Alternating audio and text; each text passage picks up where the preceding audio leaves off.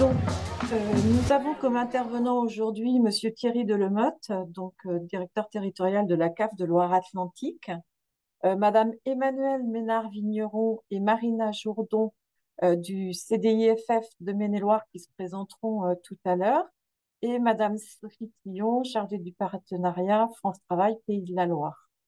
Donc, je suis Marie-Josée Billon et donc je vais animer ce webinaire. Alors, sur les objectifs du webinaire. Donc, en 1 heure, l'objectif est de faire le point sur les aides et dispositifs d'accompagnement à la garde d'enfants.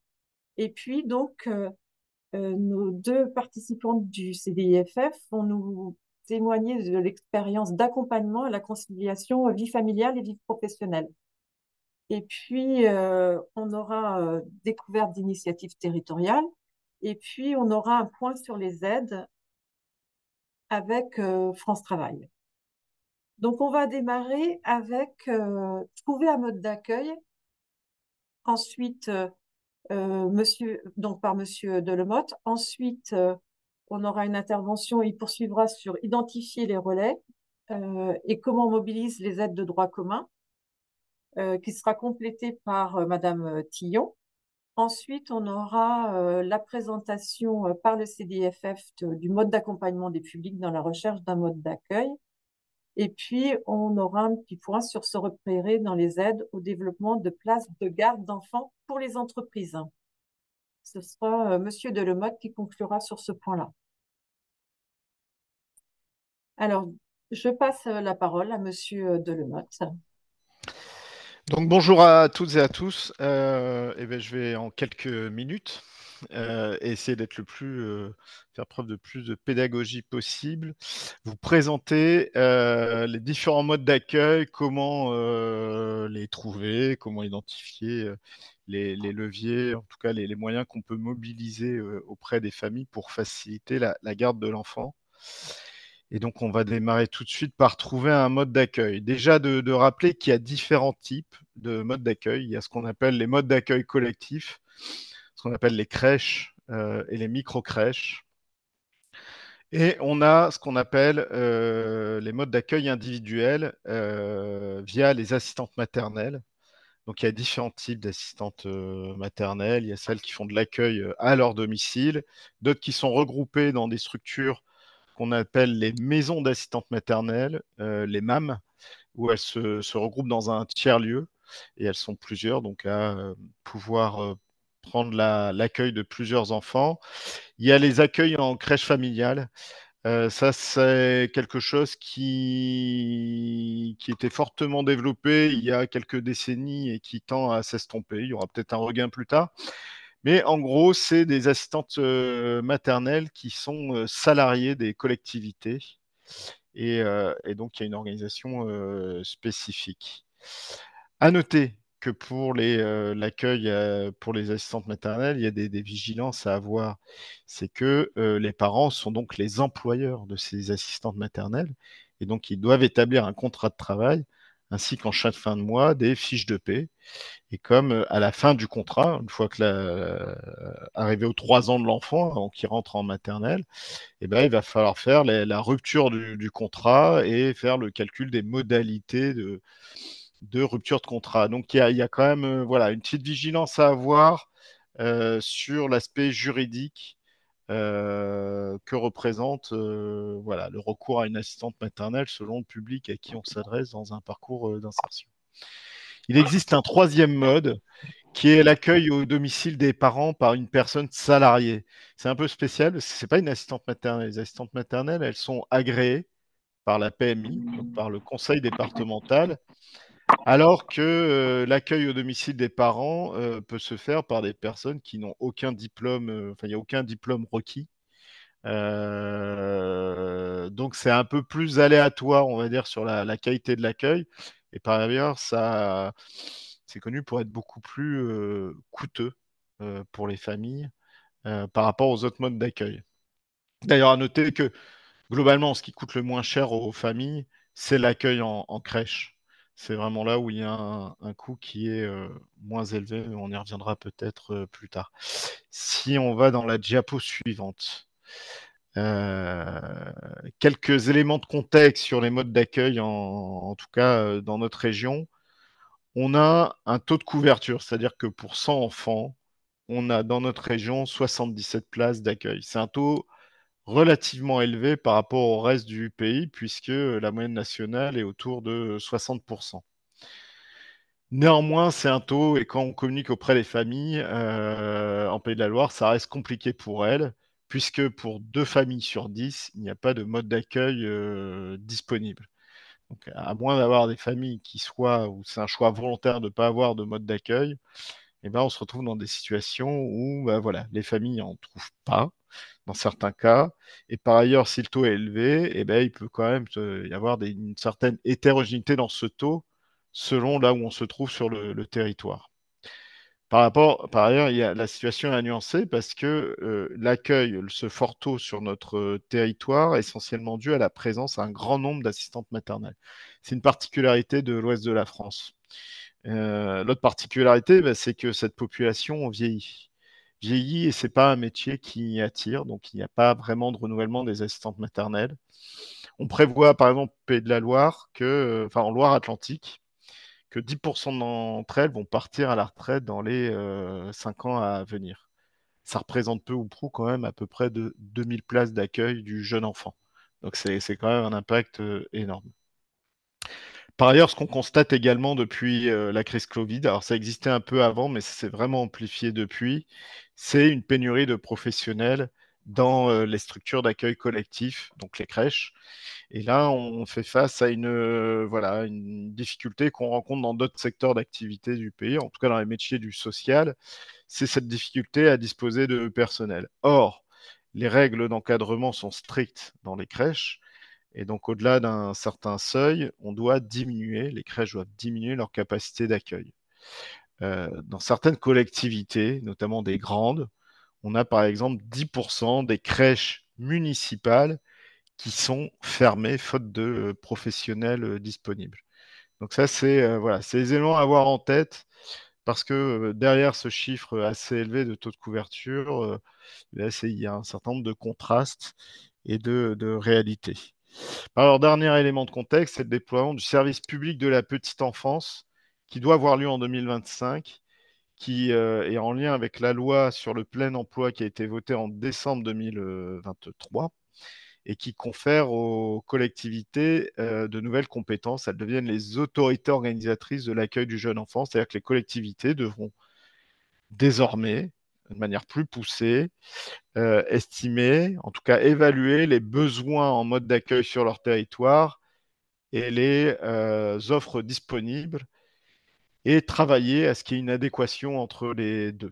Donc ça, il va y avoir, bah, voilà, les élus seront davantage, en tout cas, concernés par la problématique du mode d'accueil au plus près de leurs administrés.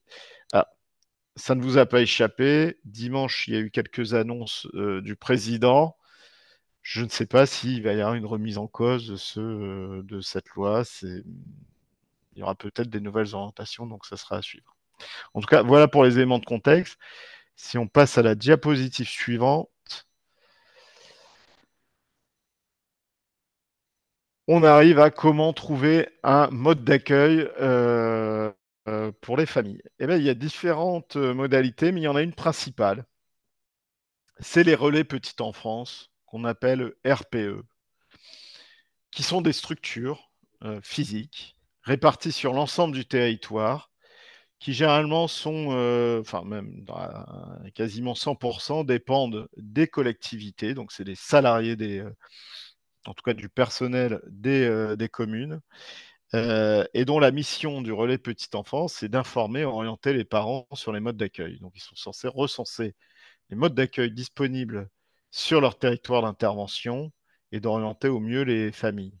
Donc c'est vraiment une capacité à donner les modes d'accueil qui sont vraiment en lien sur le territoire et de pouvoir informer à la fois sur les aides possibles qui peuvent être attribuées aux familles pour pouvoir en tout cas, leur permettre d'avoir recours à ces modes d'accueil.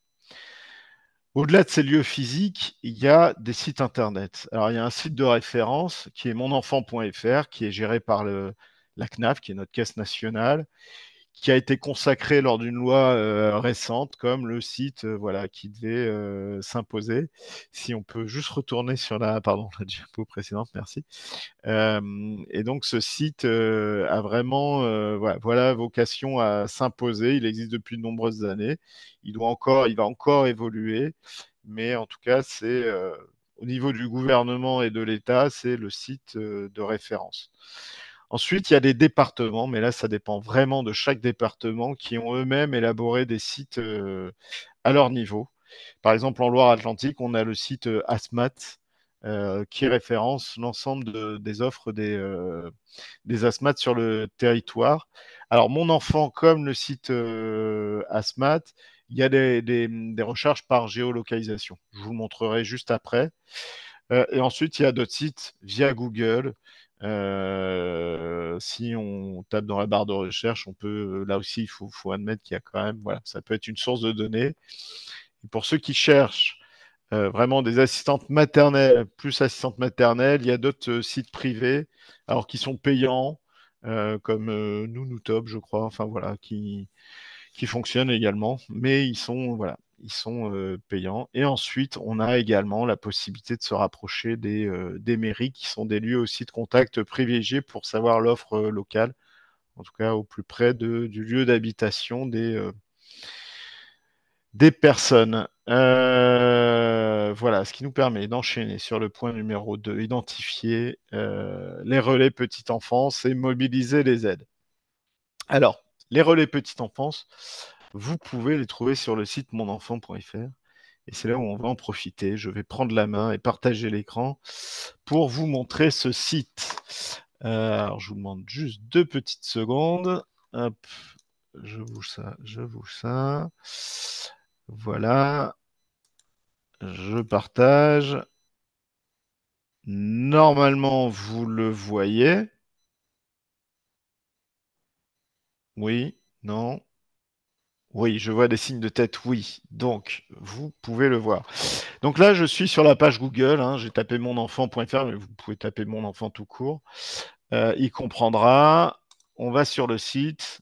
Comme ça me permet de vous faire une petite démo de ce site qui, comme je le disais, hein, va très certainement évoluer dans les mois à venir. Je pense que d'ici 6 mois, il va avoir une petite refonte pour centraliser davantage le site sur la recherche d'un mode d'accueil du jeune enfant, donc de 0 à 3 ans.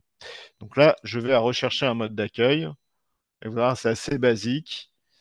On a la carte de la France. Là, vous tapez je cherche soit un mode d'accueil, et j'y reviendrai. Donc, vous avez la crèche, assistante maternelle, les maisons d'assistante maternelle, les MAM, ou la garde à domicile dont je vous parlais. Ou vous avez un accompagnement et de l'information. Et là, vous avez Relais Petite Enfance. Et c'est vraiment le site, enfin voilà, la structure par excellence pour chercher en tout cas un lieu d'accueil pour le jeune enfant. Donc on va le cocher. Vous voyez, ensuite j'ai une autre barre qui s'affiche où eh bien, on va chercher par exemple en Loire-Atlantique. Donc je tape Loire-Atlantique, c'est très basique. Ça s'affiche, je vais là, il géolocalise. Et là, hop, je vais, c'est un peu ça. On va reculer un peu. Euh, hop, si je... Non. Alors, voilà. Bien évidemment, il a fallu que je fasse une mauvaise manip. Voilà, Atlantique. On y retourne. Voilà, donc, c'est tous les points verts. Vous voyez, donc si je vais, par exemple, je ne sais pas pourquoi, mais à Saint-Étienne-de-Montluc, et que je zoome, il me dit, le chiffre dit, en fait, le chiffre qu'on a juste avant, c'est le nombre de RPE qu'il y a sur le territoire. Donc, si je zoome, ils apparaissent là. Là, j'ai en vert, j'en ai un ici à Sautron. Si vous cliquez dessus une fois, vous avez l'adresse exacte, le numéro de téléphone et l'adresse mail du contact. Voilà. Vous pouvez aussi obtenir la liste, au-delà de la géolocalisation, pour obtenir la liste des structures. Si via ce site, vous cherchez directement, alors je vais peut-être anticiper une future diapo, mais une crèche, par exemple sur le territoire, c'est exactement la même chose. Hein. Si je regarde les crèches sur Nantes, par exemple, Je vais aller à Nantes, Loire-Atlantique. Il va zoomer directement. Il m'affiche l'ensemble des crèches. Là aussi, on a la géolocalisation. Alors, le site gagne encore à progresser, notamment sur la capacité, et ça, il faut l'admettre, c'est une limite, des structures, à préciser si elles ont des places disponibles ou non. En tout cas, si je zoome, vous voyez, vous avez quartier par quartier les structures présentes, et idem. Si vous cliquez, une fois sur la structure, vous avez l'adresse exacte, le numéro de téléphone et l'adresse Internet. Vous avez certaines maisons qui sont orange. Ça veut dire que c'est des crèches à VIP, donc c'est-à-dire à vocation insertion professionnelle. Normalement, leurs projets de structure ont vocation à, comme leur nom l'indique, à accueillir en tout cas une partie du public des enfants ayant des parents inscrits dans un parcours professionnel et donc qui sont en lien à la fois, enfin des liens secrets avec les partenaires institutionnels liés à l'insertion et ils peuvent adapter notamment les modes d'accueil en fonction ou faire quelques actions d'accompagnement à la parentalité, en tout cas participer à cet accompagnement dans l'insertion professionnelle des familles. Voilà, en quelques mots, le site monenfant.fr, mais en tout cas, vous dire qu'à la fois pour trouver le RPE, savoir où ils sont localisés, vous avez vu, c'est assez simple pour avoir les adresses et vous rapprocher des RPE ou pour orienter les familles vers les RPE, comme pour identifier où sont les structures, là aussi, on va dire, assez simple. Le plus dur, il n'est pas là, le plus dur, c'est de trouver la place. Et est-ce qu'il y a des disponibilités? Et je reviens sur mon discours précédent de est-ce que il y a assez de places de mode de garde sur le territoire qui reste une problématique prégnante, même si on a un taux de couverture élevé. Voilà, en tout cas pour trouver des coordonnées contact des RPE. Encore une fois, c'est aussi le RPE qui est censé connaître les spécificités des modes d'accueil présents sur le territoire, notamment s'il y a des structures qui proposent des horaires dits atypiques aux familles, c'est-à-dire des horaires élargis, d'être ouverts à partir par exemple de 6 heures du matin et de fermer vers 22 heures, voire d'avoir sur la présence dans leur territoire de micro-crèches qui sont ouvertes 24 sur 24, ça existe, ça coûte un peu cher. Tout ça, le RPE est censé pouvoir vous renseigner. Après, comme je le disais, chaque RPE dépend de sa collectivité, donc vous aurez quand même une offre de service qui peut avoir une certaine hétérogénéité sur le territoire. C'est possible. Sur les aides qui peuvent être mobilisées, sachez que les crèches qui sont conventionnées, et on y reviendra, avec la CAF, bénéficient de ce qu'on appelle de la prestation de service unique. Pour bénéficier de cette prestation de service unique, ça veut dire que les crèches adaptent la tarification aux familles en fonction de leurs ressources, selon un barème national voilà, qui est réglementaire. Et il y a d'autres offres de services comme la fourniture de repas et de couches. Ça veut dire que nous, les CAF versent directement une subvention de fonctionnement à ces structures. Les familles ne perçoivent rien. C'est déjà décompté du prix facturé par la crèche aux familles. C'est pris en compte. Pour les structures dites pages, 95% des micro-crèches, elles ne sont pas conventionnées avec les CAF, ainsi que les assistantes maternelles, tous les modes d'accueil individuels. Là, les aides des CAF sont versées aux familles via ce qu'on appelle le complément mode de garde. Et c'est via cette prestation versée directement aux familles qui contribue à pouvoir, aux familles, à payer les factures du mode de garde de ces structures, que ce soit les modes d'accueil individuels ou les micro-crèches. Ce complément mode de garde, il s'inscrit plus généralement, et c'est ce que vous voyez sur cette diapositive, des prestations qu'on appelle PAGE, la prestation d'accueil du jeune enfant, qui est composée de 4 prestations. De la prime à la naissance, qui est d'environ 1 000 euros, et qui a pour but de permettre aux familles d'acheter le matériel nécessaire à l'arrivée de l'enfant.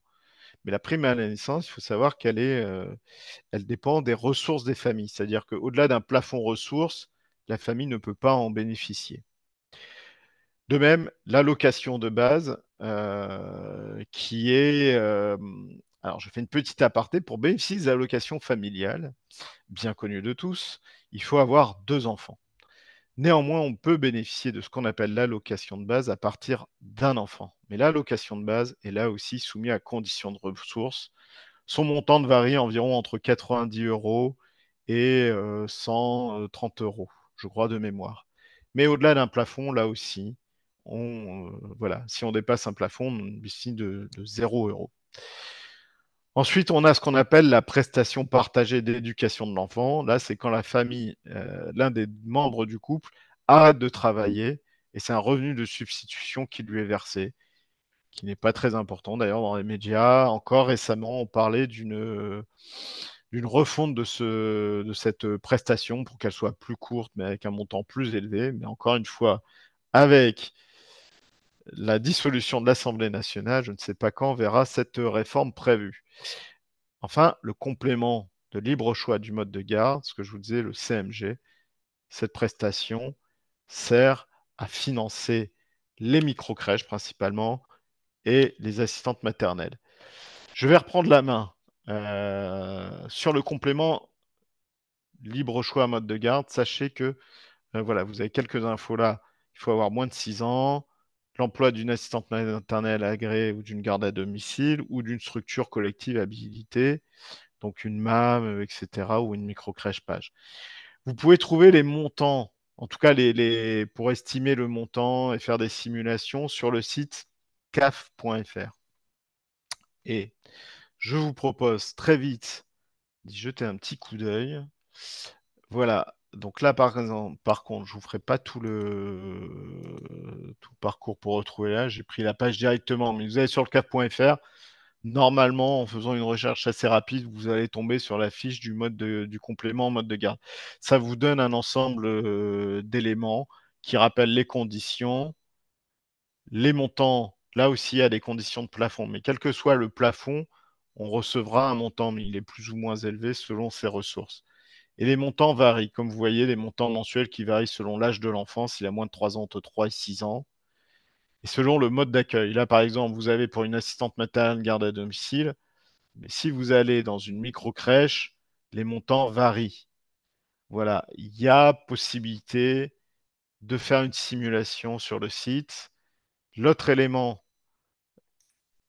et si on va sur la page suivante de la présentation, si je l'ai bien en mémoire, l'autre élément à avoir en tête sur le mode de garde individuel, c'est que c'est pris en compte dans le calcul de l'impôt. C'est-à-dire qu'on déduit, on peut déduire les frais engagés des modes de garde qui a réellement été payé, déduction faite du CMG, et ça peut donner droit à un crédit d'impôt. Donc là aussi, c'est bon à savoir sur le coût total que représente le mode de garde. Voilà en quelques mots. Il me semble que j'ai fait le tour pour cette partie. Et il Ah, me semble qu'on... Oui, oui, allez-y. eh ben allez-y. Merci. Voilà, j'allais poser la question. Voilà. Vous pouvez poser vos questions dans le chat. Bonjour, sera-t-il possible de recevoir le diaporama? Bien sûr, hein. Le webinaire est enregistré et vous aurez le support de présentation. Est-ce que vous avez des questions par rapport à ce premier point? Est-ce que vous identifiez des aides que vous mobilisez avant qu'on passe au second point?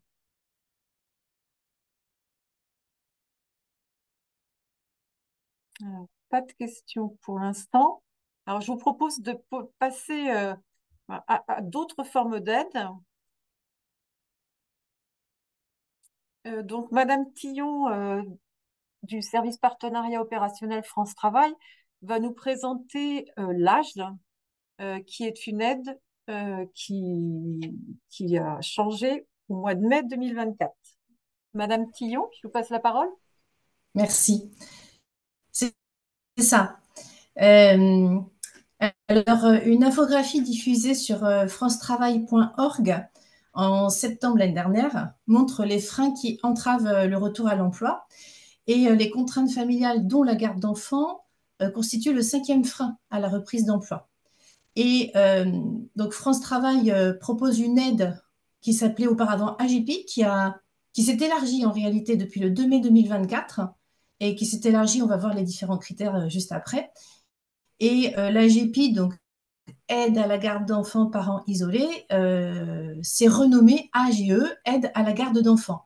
Donc on comprend bien tout de suite que le critère principal au départ de parents isolés est supprimé. Alors voici les nouveaux critères pour bénéficier de l'AGE. Il s'agit en fait de supprimer la condition de parents isolés. Maintenant, les familles peuvent en disposer. Il s'agit bien sûr de l'AGE peut être mobilisée dans le cas d'une reprise d'emploi et aussi dans le cadre d'une entrée en formation.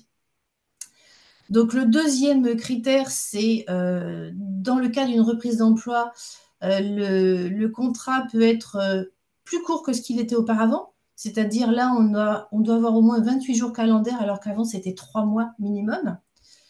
Le troisième critère, c'est une revalorisation des conditions de ressources. On a la condition de ressources maximum, c'est une indemnisation égale à 1,3 ARMINI, donc allocation retour à l'emploi mini, qui est en fait un montant repère et qui est aujourd'hui à 31,59 euros. On a un point aussi assez prégnant parce que auparavant, l'aide pouvait être mobilisée pour des enfants de moins de 10 ans et il est élargi aux enfants de moins de 12 ans. Et puis là, c'est plus administratif, mais c'est quand même, on ajoute une souplesse, c'est que la demande en fait d'aide de l'AGE peut se faire jusqu'à 3 mois après ou l'entrée en formation ou la reprise d'emploi. Donc là, vous avez un récapitulatif de l'ensemble des critères. Donc, d'abord, le public. Le public doit être inscrit comme demandeur d'emploi au jour de l'événement. Et pour l'année 2024, on peut également mobiliser l'AGE pour un jeune non inscrit à France Travail, moins de 26 ans, avec un niveau Bac+ de non obtenu et qui serait accompagné par un opérateur du CEP. Donc, cette personne doit être non indemnisée au titre de l'allocation retour à l'emploi ou avec un montant inférieur ou égal à 1,3 fois la RE-Mini. Et évidemment, il doit assurer la charge de un ou de plusieurs enfants de moins de 12 ans. Donc, les conditions d'attribution, on l'a dit tout à l'heure, c'est ou la reprise d'emploi ou l'entrée en formation. Alors, je ne l'ai pas précisé, l'entrée en formation doit être supérieure à 40 heures. Enfin, pardon, la durée de la formation doit être supérieure à 40 heures. Et pour la nature de l'aide, que ce soit pour une reprise d'emploi ou pour une formation, elle va dépendre de l'intensité hebdomadaire. Donc, pour une intensité hebdomadaire comprise entre 15 et 35 heures par semaine, la personne peut bénéficier du montant forfaitaire de 416 euros pour un enfant. Et ensuite, on ajoutera 62,40 euros par enfant supplémentaire dans la limite de 3 enfants. Donc, ça, à 3 enfants et plus, ce sera le plafonné à 540,80 euros. Le deuxième cas de figure, c'est lorsque l'emploi ou la formation est possède une durée inférieure à 15 heures par semaine ou 64 heures par mois. Et là, le montant forfaitaire est de 176,80 euros pour un enfant, avec un montant de 26 euros supplémentaires par enfant à garder, toujours dans la limite de 3, donc plafond de 228,80 euros. Pour les démarches, elles se sont assouplies puisque la personne peut faire la demande des connaissances, ou en tout cas au plus tard 3 mois après l'événement, par l'intermédiaire de son espace personnel. Il y a un formulaire de demande qui va être disponible dans son espace personnel. Et elle a également 3 mois pour déposer ses justificatifs de frais, comme une facture de crèche ou un contrat de travail d'assistante maternelle. Alors, à ça, il y a possibilité de déroger. Alors, les dérogations peuvent porter sur certains critères. Elles sont de toute façon, elles relèvent de l'appréciation du conseiller de France Travail qui accompagne le demandeur d'emploi ou la demandeuse d'emploi. Et je vais vous donner quelques exemples. La dérogation, elle peut concerner le montant des ressources perçues. Donc, on était sur 1,3 aéromini. Par exemple, si on est juste, ça peut faire l'objet d'une dérogation. Ça peut être aussi l'âge des enfants. Alors, un enfant qui vient juste de fêter son anniversaire de 12 ans, par exemple. Ça peut être la durée du contrat de travail ou la durée de la formation. Donc, vous voyez, il peut y avoir, il peut y avoir des dérogations. Ça reste au cas par cas. Ça relève vraiment de l'appréciation du conseiller France Travail au cours de l'accompagnement de la personne. Merci pour cette présentation. Est-ce qu'il y a des questions par rapport à cette présentation sur cette aide? Alors, s'il n'y a pas de questions, je vous invite à aller voir donc, sur le site du CARIFOREF, donc dans la rubrique Formation, rechercher un dispositif, vous tapez garde d'enfants. Alors, vous n'aurez pas 495 résultats, hein, vous en aurez 5. Et vous retrouverez vraiment le descriptif de chacun des dispositifs. Et je voulais attirer votre attention sur 2 dispositifs spécifiques. On a une aide à la garde d'enfants, de jeunes enfants pour les artistes et techniciens intermittents du spectacle. Et puis, on a aussi une aide pour les intérimaires. Donc là, vous cliquez sur le lien et vous aurez la fiche descriptive de ces aides-là qui sont pour des publics spécifiques. Est-ce qu'il y a des questions par rapport à cet élément-là?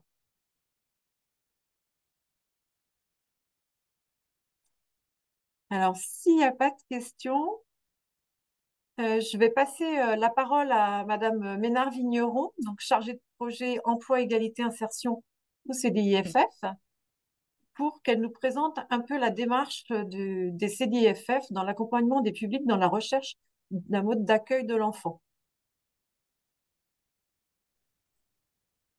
Alors, bonjour et merci. Pour ma part, je vais démarrer par vous présenter assez rapidement le réseau des CIDFF.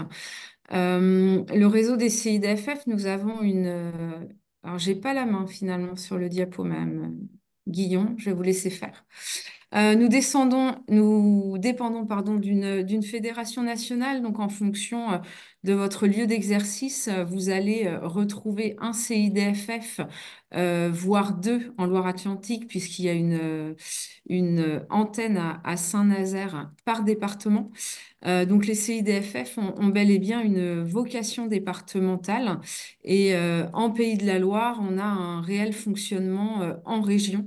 Donc c'est vrai que c'est très agréable de pouvoir travailler avec toutes les collègues d'une région au-delà de nos départements. Si on prend rapidement les missions des CIDFF, c'est de promouvoir l'égalité entre les femmes et les hommes auprès de tous les publics, hein, des plus jeunes en passant par les femmes accompagnées pour aller vers les professionnels. De favoriser l'autonomie des femmes, et ce, dans plusieurs domaines, le côté juridique, professionnel, économique, social et familial, ce qui amène vraiment les CIDFF à un accompagnement global et pluridisciplinaire des publics accueillis. Et enfin, le dernier point, et pas le moindre, de lutter contre les discriminations et les violences sexistes et sexuelles, donc de pouvoir les identifier, mais aussi de pouvoir accompagner les publics dans ce cadre-là.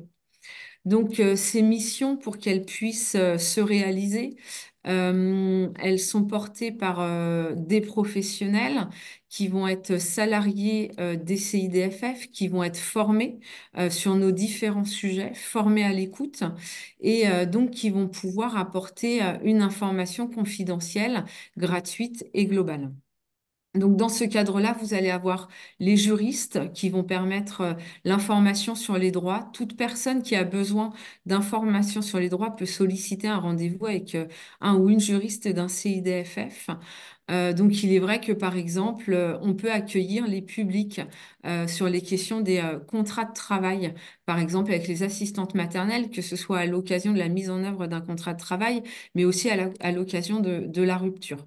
Ça, c'est un exemple puisque ça peut faire partie des sollicitations, même si la moitié des demandes sont liées aux droits de la famille.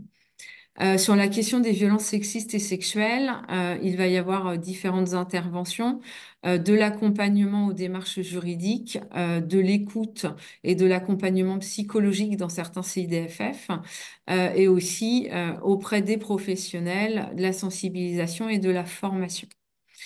Les trois services suivants, éducation et citoyenneté, vie familiale, soutien à la parentalité et santé, sont des services, je vais dire, vraiment très transversaux, c'est-à-dire qu'on va intervenir auprès des publics sur toutes ces thématiques-là.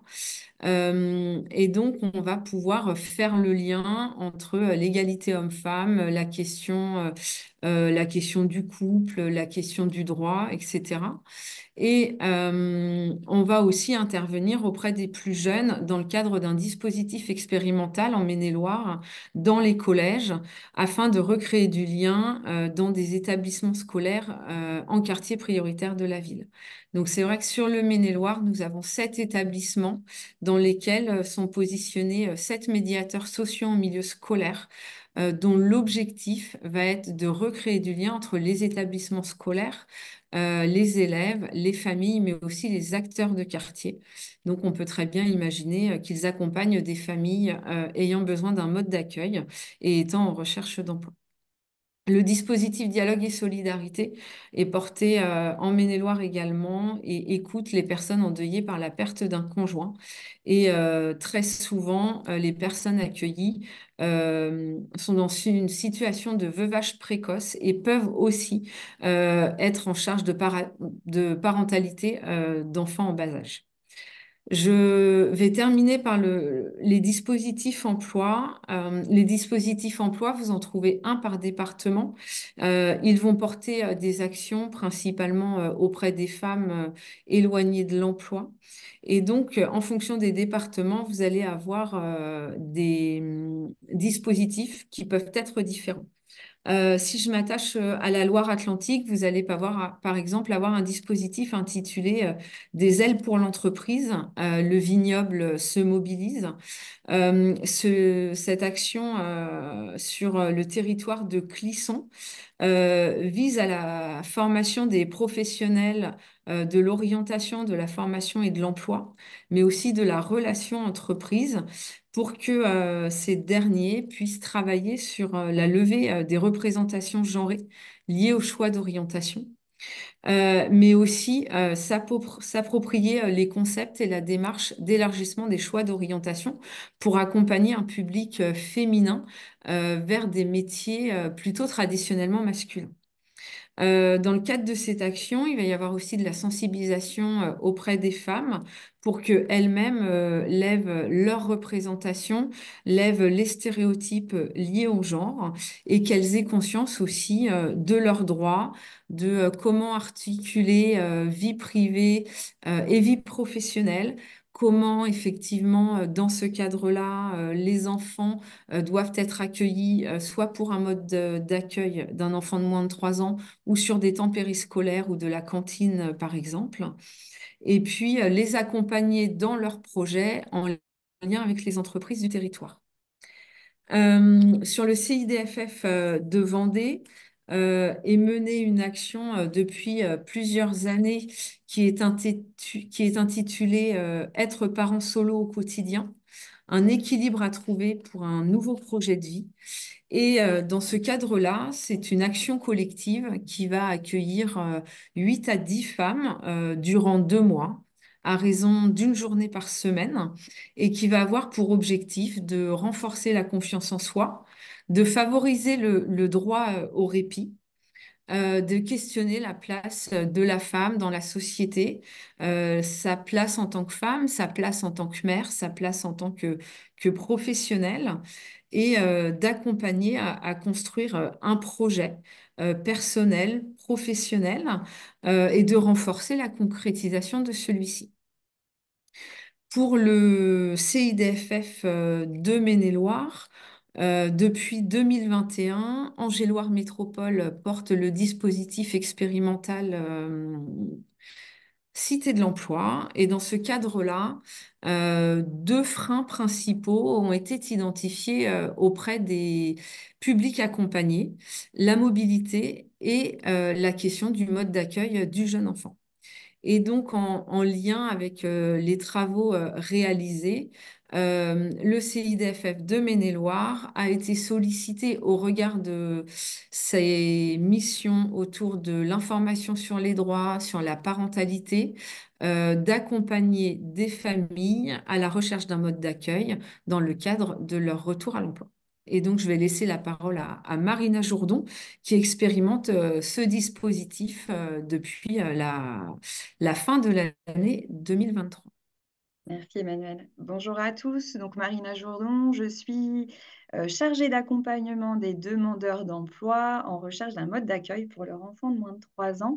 C'est un dispositif qu'on nomme une solution par emploi dans le Maine-et-Loire. Et contrairement à mes collègues du CIDFF, moi, j'interviens pas sur tout le département, j'interviens sur une partie du département, donc le territoire d'Angers-Loire Métropole et la communauté de communes de Loire-Lyon-Aubance.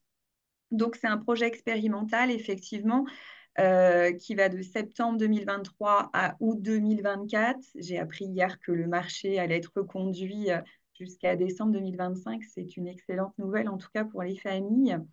Dans le cadre de ce marché, l'objectif est vraiment d'accompagner 80 familles dans leur recherche. On parlait tout à l'heure du relais petite enfance. Le relais petite enfance va donner les informations. Pour ma part, au-delà de donner les infos, c'est vraiment d'accompagner les familles dans leur recherche. C'est vraiment un accompagnement renforcé. J'ai au minimum un contact tous les 15 jours avec chaque famille pour savoir où elles en sont dans leur recherche. Je les accompagne pour lister justement les asthmates qui sont disponibles dans leur quartier, la recherche, déjà la connaissance des différents modes d'accueil, etc. Élargir les possibilités. Donc, le territoire, je l'ai déjà précisé. Et puis, ma deuxième mission, c'est la mise en œuvre opérationnelle des places AVIP, donc à vocation d'insertion professionnelle sur le territoire d'Angers-Loire Métropole. Aujourd'hui, on a 6 places et en septembre, nous disposerons de 8 places. On a deux transformations de places de prévues en septembre.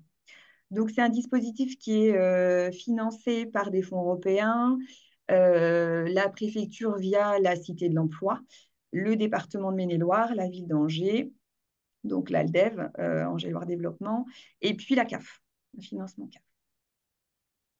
Donc, les modalités d'accompagnement du public, je vais vous laisser passer. Merci.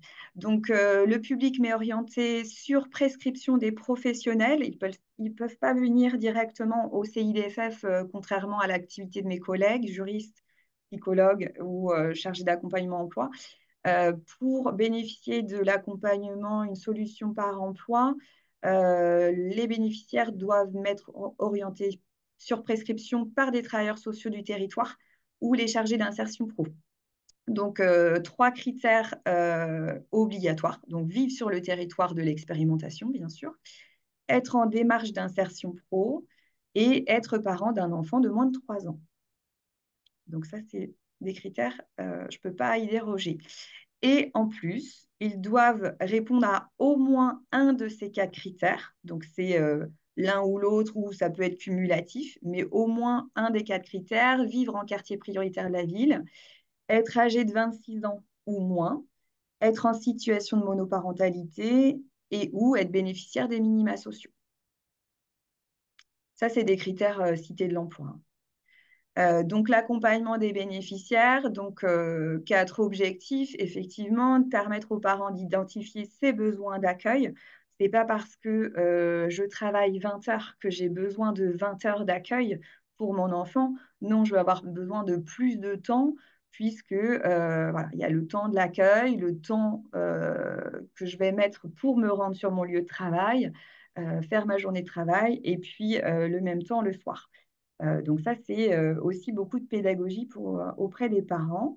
Développer les connaissances du parent sur les différents modes d'accueil. Monsieur Delemotte vous en a parlé tout à l'heure. Soutenir les parents dans les démarches. Ce sont des démarches qui sont quand même très chronophages. Les parents sont déjà dans des démarches de recherche d'emploi et en parallèle, il faut que l'accueil coïncide euh, au contrat de travail, etc. Des périodes d'urgence parfois, quand le contrat démarre dans 15 jours, j'ai toujours pas d'accueil. Donc voilà, je suis vraiment là en intermédiaire. Mon rôle, hein, c'est vraiment d'être l'intermédiaire entre les structures de la petite enfance, les structures de l'insertion. Et on voit que la communication entre les professionnels permet vraiment de faciliter l'insertion du parent dans son emploi, puisqu'on parfois on peut décaler hein, l'emploi, le contrat de travail de quelques jours, ce qui va permettre de réaliser une adaptation de l'enfant dans la structure d'accueil voilà, une adaptation réussie qui va permettre à l'enfant de prendre ses marques dans la structure et puis aussi qui va permettre aux parents de couper le cordon, je me permets l'expression. Mais voilà, c'est pas si facile de lâcher son enfant, surtout quand c'est le premier. Donc, la coordination, là, je l'ai vraiment schématisé, mais c'est ce que je viens de vous dire, hein, c'est voilà, vraiment d'être, on travaille en réseau autour de la famille et du projet de la famille. Alors, j'ai mis établissement d'accueil du jeune enfant, mais ça peut être aussi l'assistant maternel, sans problème. Voilà. Et puis, des communications qui vont dans tous les sens. Voilà. Donc, au-delà d'intervenir auprès des familles, c'est aussi ce que je vous disais, hein, l'inscription dans un réseau partenarial, parce que l'idée, c'est que les professionnels se rencontrent, se connaissent et puissent interagir ensemble pour l'insertion professionnelle réussie du parent. Donc, voilà, je rencontre beaucoup de professionnels de l'insertion et de la petite enfance, participe à différents groupes de travail du territoire. Et puis, je participe aussi aux réunions des comités de suivi AVIP, un pour Angers et un pour Trélazé pour le Maine-et-Loire. Et puis, la bonne nouvelle, en tout cas, au-delà de la prolongation de l'expérimentation, c'est que le Conseil départemental de Maine-et-Loire a fait le choix de financer un deuxième poste pour permettre d'élargir cette expérimentation à tout le territoire départemental. Pardon.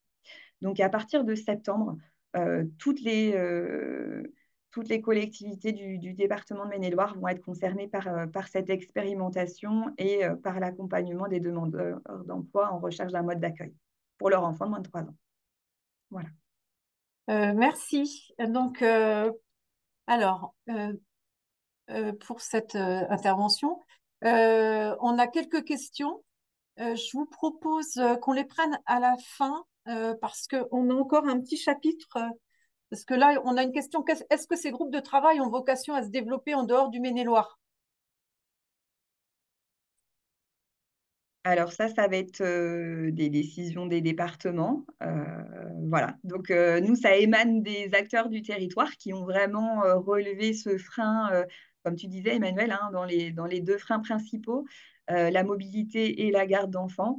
Donc voilà, ça a permis de mobiliser des financeurs et de mettre en place ce dispositif pour l'instant expérimental. Ouais, si je peux rajouter, effectivement, ça a été le cas sur Angers-Loire Métropole, mais on voit bien que, par exemple, pour en avoir échangé avec le territoire de Saumur en début d'année, la présentation du dispositif doit se faire aussi lors d'une réunion au mois de juillet. Donc, c'est bien les territoires ou les départements qui vont prendre l'initiative d'avoir ces réflexions en fonction des groupes de travail qui existent déjà sur leur territoire. Merci. Alors, on a une question. Est-ce que les entreprises sont associées à la réflexion sur le mode de garde des enfants de le salarié? Donc, ça va nous faire une transition, Monsieur Delemotte. Est-ce que vous pouvez reprendre la parole sur ce qui se fait pour développer les places de garde d'enfants pour les entreprises? Mais bien entendu. Alors, deux diapositives à vous présenter sur quels leviers peuvent utiliser les entreprises? Eh bien, il y en a deux. Le premier, c'est de créer elle-même sa propre structure. Et il y a deux types d'aides que les CAF sont susceptibles de verser, au-delà d'autres aides de partenaires éventuels, tels que les collectivités, qui peuvent également mettre au pot sur leur propre territoire. Alors, au niveau de la CAF, il faut qu'elle réponde à un certain nombre de normes, et qui sont ceux qui sont liés à la PSU si elles veulent bénéficier d'une aide au fonctionnement. Mais en tout cas, pour les aides à l'investissement dans un premier temps, le montant varie selon le projet, selon la richesse du territoire, selon la nature des matériaux utilisés. Est-ce que le critère développement durable est mis en avant ou pas? En tout cas, on va à un montant d'investissement qui va de 8 000 à 22 500 euros par place d'accueil au sein de la structure. Sachant qu'en moyenne, les places d'un multi-accueil avoisinent, on va dire, entre 20, 30, 40, 40 places. En règle générale, ça arrive voilà, entre 20 et 40 places. Au-delà de cette aide à l'investissement pour l'entreprise qui voudrait créer cette structure, il y a l'aide au fonctionnement PSU dont je vous avais parlé tout à l'heure et qui prend en charge 66% du prix de revient auquel on soustrait la participation financière des familles. Il y a quelques nuances, il y a des plafonds, c'est un calcul qui est un peu complexe, mais retenez 66% du prix de revient. Et puis après, il faut savoir que l'entreprise peut bénéficier d'un crédit impôt famille. Alors, je ne suis pas en capacité de vous dire si les entreprises connaissent bien ce dispositif fiscal. Ma lecture générale, c'est qu'il semblerait que non. Mais en tout cas, 50% des dépenses, à la fois tant sur la création que sur le fonctionnement de la structure, peuvent être déduits en crédit d'impôt. Donc ça veut dire que si on paye moins d'impôts et qu'il y a un surplus, il y a un remboursement fait par l'État. En tout cas, ce crédit d'impôt est dans la limite de 500 000 euros par an, ce qui est quand même un montant assez élevé.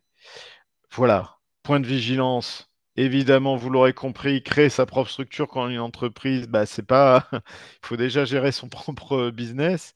Donc, si en plus on crée une structure, il faut pouvoir répondre aux normes sanitaires et de sécurité qui sont assez strictes dans le domaine de la petite enfance. C'est recruter du personnel en période de pénurie de personnel, ce qui n'est pas simple. C'est toute la gestion RH, la paye, etc. Tout ce qui est en lien avec la gestion immobilière. C'est complexe. Donc, à moins d'être une grande entreprise du type Airbus ou voilà, des choses, des trucs quand même assez bien installés, avec assez de salariés pour ne jamais être en pénurie de, comment dire, de toujours pouvoir remplir les places d'accueil et pas d'être en sous-activité au niveau de sa crèche, c'est pas forcément la meilleure option. Alors, il y en a une deuxième, et c'est celle qui est généralement utilisée par la grande majorité des entreprises qui connaissent le dispositif. Et là encore, rien n'est moins sûr. Ce dispositif, c'est ce qu'on appelle vulgairement l'achat de berceau. En fait, et généralement, c'est réalisé par les structures d'accueil, donc les crèches, appartenant au secteur privé, et elles mettent en vente des berceaux. C'est-à-dire que ces berceaux seront réservés aux entreprises qui les auront achetés. Deux avantages à ce système, c'est que là encore, l'entreprise peut bénéficier du crédit impôt famille pour l'achat de ces berceaux. Et par ailleurs, c'est aussi déduit fiscalement.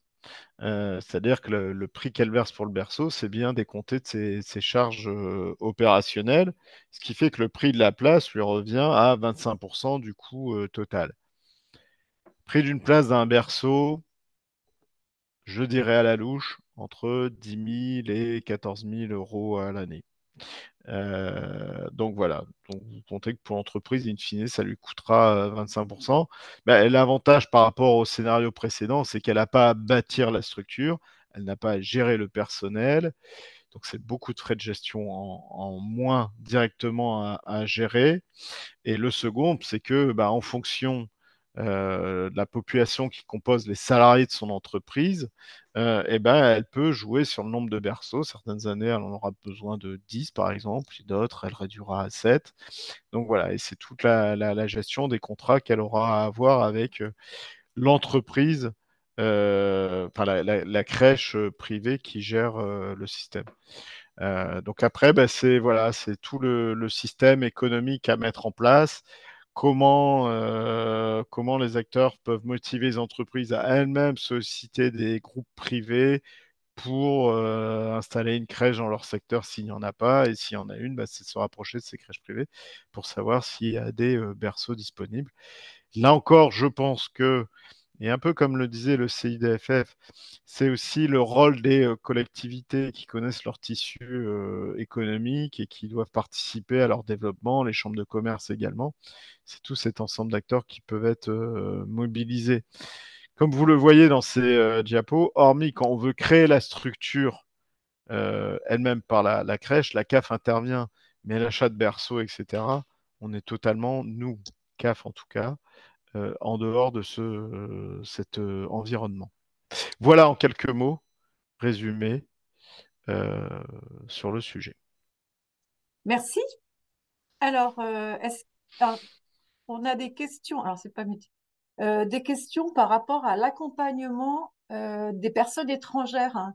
Il y a deux questions. C'est comment une personne étrangère peut devenir assistante maternelle et l'autre question, alors j'accompagne également qui se trouvent en difficulté au moment de faire des démarches administratives pour constituer un dossier. Pourrait-il y avoir un accompagnement réel des professionnels, des relais pour ces démarches? Donc, c'est comment accompagner les personnes étrangères à réaliser les démarches administratives. Euh, Alors, voilà. je comprends dans la question. Alors, Mm, il y a deux choses. mm, C'est mm. une personne étrangère qui voudrait devenir ASMAT. Moi, le seul conseil que je peux donner, c'est de se rapprocher des services de la PMI, du département, et d'avoir un échange avec eux sur les critères pour pouvoir disposer de l'agrément. C'est est-ce que la personne maîtrise assez bien le français? Est-ce qu'elle sait écrire? Enfin, c'est des choses qui risquent de rentrer en ligne de compte et de voir rapidement si, hormis si elle va travailler dans une maison d'assistante maternelle, mais si elle accueille à son domicile, c'est de voir si son domicile peut être éligible. C'est-à-dire que pour devenir assistante maternelle, ce qui va jouer dans l'agrément, puisque la personne va recevoir à son domicile, c'est de voir si le domicile correspond à un minimum de normes de sécurité pour pouvoir accueillir des enfants de moins de 3 ans. Voilà, je sais que nous, mais là je parle côté Loire-Atlantique, on a un travail à mener, hein. On a eu des échanges avec la PMI. On en discutait un peu avant cette réunion, mais il faut qu'on ait des échanges aussi avec France Travail. En tout cas, pour faciliter le lien entre PMI et France Travail, pour mieux définir les critères comment dire, mieux communiquer sur les critères pour, en cas d'orientation de personnes, savoir déjà mettre un certain nombre de filtres pour pas créer de la frustration en présentant des métiers où, in fine, le fait de pas bien maîtriser la langue fait que, inévitablement, la personne ne peut pas devenir asthmate. Mais, encore une fois, à ce stade, rapprochez-vous de la PMI. C'est les seuls qui pourront vous dire si, oui ou non, la personne pourrait potentiellement être éligible. Le second point, pour remplir un dossier. Alors là, j'ai besoin de savoir si c'est remplir un dossier pour bénéficier d'un mode d'accueil pour son enfant quand on est un parent étranger. Oui, Est-ce c'est que ça. c'est ça la Oui, c'est ça, question? oui. Oui, oui, la question concerne une personne étrangère qui cherche une solution. Normalement, et vous l'avez bien souligné dans votre question, c'est le rôle du RPE. Ça, c'est leur boulot, hein. C'est à eux de se débrouiller. Enfin, voilà, à mon sens, voilà. Il y a que. Après, c'est là aussi, nous, CAF, on essaye de les inciter à faire de l'accompagnement plus selon, voilà, selon leur public, le public présent sur leur territoire d'intervention. Euh, mais encore une fois, ça dépend Comme ils dépendent de leur collectivité, il y a voilà, des services qui peuvent être plus ou moins de bonne qualité, on va dire. Je sais que dans certains départements, et là aussi c'est un travail que nous, voilà, je voudrais qu'il y ait une réflexion là-dessus, mais ça demande des moyens financiers supplémentaires. Dans certains départements, dans des grandes villes de métropole, dans les QPV plus précisément, il y a des services où il y a des effectifs renforcés dans le RPE pour vraiment accompagner la famille lorsqu'elle a un recours à une assistante maternelle, à les aider vraiment à à faire le contrat de travail, à faire les fiches de paie, à vraiment faire un service d'accompagnement très renforcé. Mais ça demande des moyens complémentaires et donc des financements supplémentaires des différents partenaires. Mais en tout cas, là, dans la question telle qu'elle a été posée, normalement, le RPE en lui-même est censé quand même enfin, accompagner la personne. Alors concrètement, le RPE, il va donner les infos, mais après, il accompagne pas au quotidien. Enfin, en tout cas, moi, c'est ce que je constate. Aujourd'hui, il y a le développement de services privés pour ces démarches-là. Mais on a toute une partie de la population, enfin en tout cas, moi, la population que je rencontre ne peut pas s'offrir les services de ces services privés qui sont en ligne, hein. Maintenant, il y a des applis qui existent sur les téléphones parce que toutes nos familles, elles ne sont pas équipées d'un ordinateur ou d'une tablette à la maison. Donc, beaucoup de choses se font sur le téléphone. Donc, il y a des applications sur le téléphone qui se développent pour faciliter les démarches pour l'emploi d'un assistant maternel. Et puis, bon, du coup, je voyais les questions. Forcément, moi, dans les prescriptions que j'ai reçues, on va dire que j'ai 95% de personnes d'origine étrangère qui maîtrisent peu ou pas le français écrit. Et je ne vous parle pas des démarches administratives en France, hein. C'est juste, Mhm. pour nous, c'est compliqué, mais alors pour eux, c'est juste imbuvable. Donc, en tout cas, dans le dispositif, l'accompagnement, il ne s'arrête pas au moment de la contractualisation, même si je suis là pour les accompagner au moment de la contractualisation. On s'est mis d'accord pour que la fin de l'accompagnement se fasse au moment où le parent il est autonome dans ses déclarations auprès de la page. Donc voilà, je les accompagne aussi sur les premières déclarations page et à partir du moment où la manipulation elle est maîtrisée, là voilà, on peut décider de la fin de l'accompagnement. Donc ça, en tout cas, dans les 80 personnes accompagnées, c'est peu hein, sur le territoire. Mais en tout cas, ces 80-là peuvent bénéficier de ce service. Et juste Merci. pour revenir sur les demandes d'agrément,